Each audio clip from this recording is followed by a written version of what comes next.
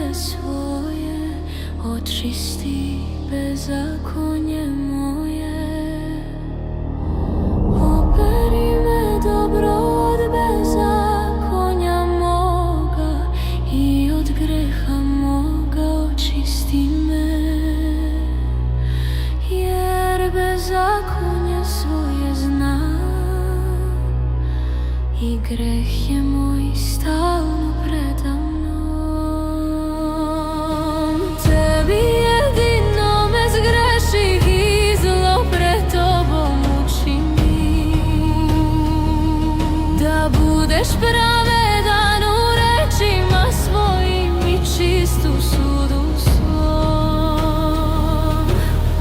Evo u bezakonju se rodih i u grehu me rodi mati moja. Ti ljubiš istinu u srcu i iznutra mi javljaš mudrost.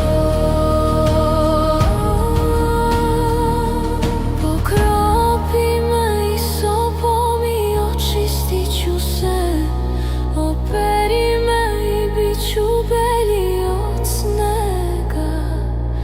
Daj mi da čujem radost i veselje, kostima sa crvenim daj da se raduju. Odvrati lice svoje